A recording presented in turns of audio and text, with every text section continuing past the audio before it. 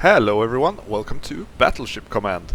Last week we had a look at how to use the radars to measure the distance to targets, and today we will have a look at the optical way of measuring distance to targets. This was done by using stereoscopic rangefinders, and the Scharnhorst was equipped with 3 big stereoscopic rangefinders, one on each fire control station. Here in the 4 fire control station was a 6-meter rangefinder.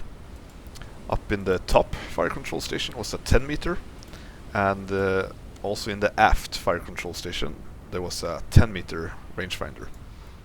The rangefinder worked like this, that the operator would look through a set of lenses and would see through this and this lens, and would adjust the angle of the lenses to focus on a target.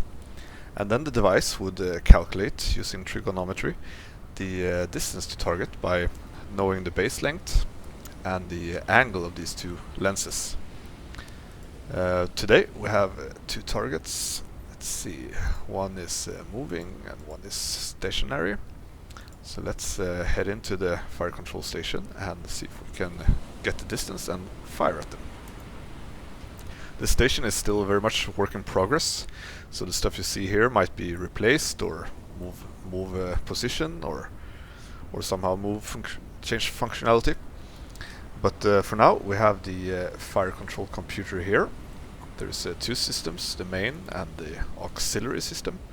And in this computer you would input the speed of the target, the distance to the target, the bearing to the target, and the target's heading.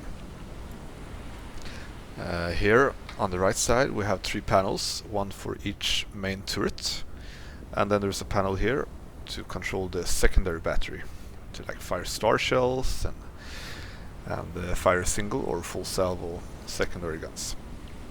Here we have a radar, which is currently work in progress, and here we have the actual scope that we will be looking through.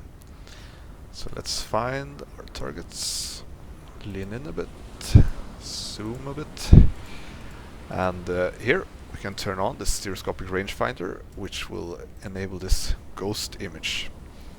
We can set the aim distance by using the W and the S keys, and you'll see that the ghost image will move and the range will be calculated here. So we will try to place the ghost image right on top of the main image, and then we can read the distance to the target here, 6,860 meters, if we did it correctly. This distance gets automatically put into the fire control computer, as well as the bearing to the target gets input automatically by turning the fire director.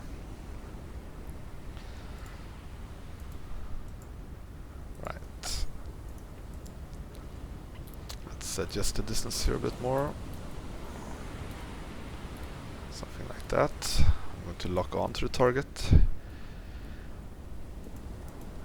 And the ship is standing still, so we don't need any speed. Since the ship is not moving, we actually don't need to set the heading of the target either, but it would be something like this, I guess. Let's try to fire turret A and see if we are anywhere close to the targets.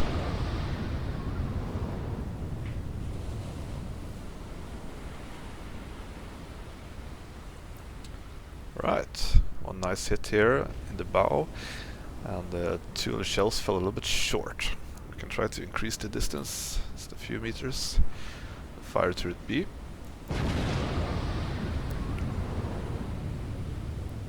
At this relatively short distance, the dispersion of the shells is not so big, but as soon as the distances increase, the dispersion also increases quite a lot.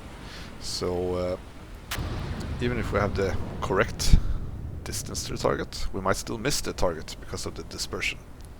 In the same way, we might also hit the target even though we have the wrong distance input here. Nice. That's a nice few hits. I guess that the ship is going to start sinking soon. So let's try the next target, which is quite a lot further away. Locking onto the target, adjusting the distance, something like that.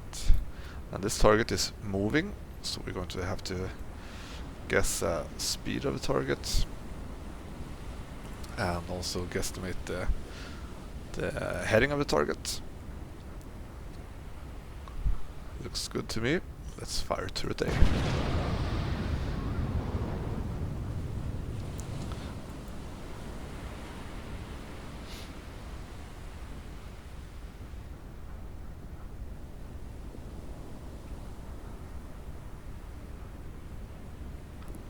Looks like we shot slightly too far.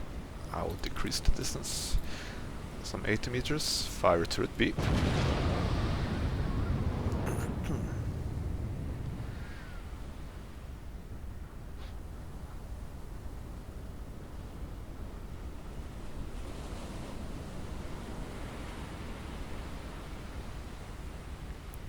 Still, I think we overshot the target. I'll reduce 150 meters this time. Fire turret A.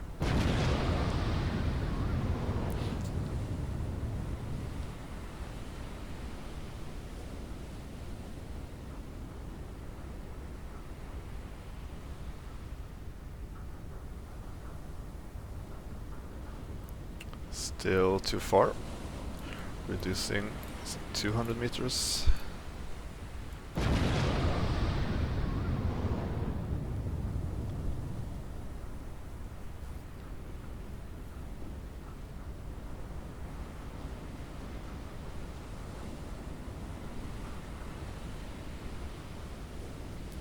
Well, now we shot just ahead of the target, so we can try to increase a little bit.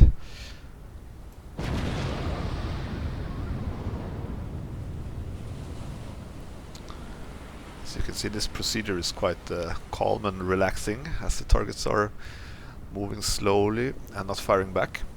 But as soon as the shells start to come down around you and the targets are firing back, and if the targets are moving faster and turning, then this can get quite stressful and complicated.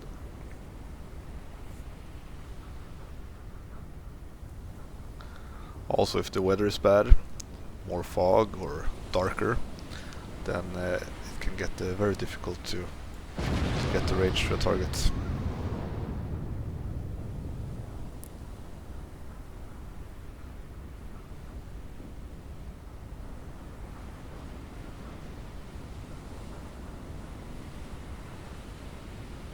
There we go, one hit.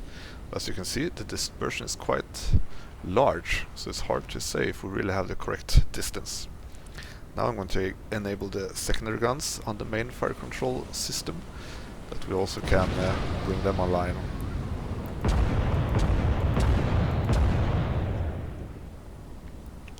Since we don't need the big main guns to sink a freighter like this.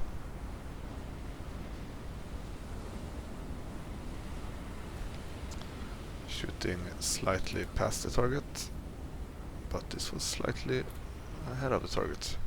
So it looks like we have quite good distance. Let's fire everything we have and hope that we land a few hits.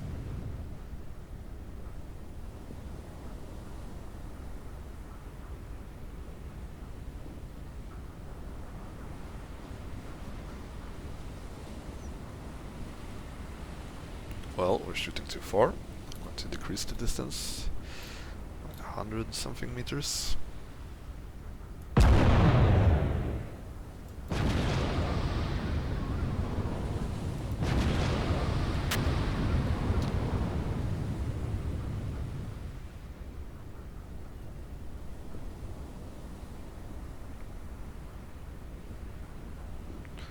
There we go. One hit. But yeah, the hit percentage is not very high. But it looks like the ship is taking on water and actually slowly sinking. So I think we still succeeded in sinking this tanker, this freighter, even though we wasted a lot of shells. Alright, I guess that is all I wanted to show today. Feel free to leave a comment or a question or a suggestion if you have any of those. And until next time, take care. Bye.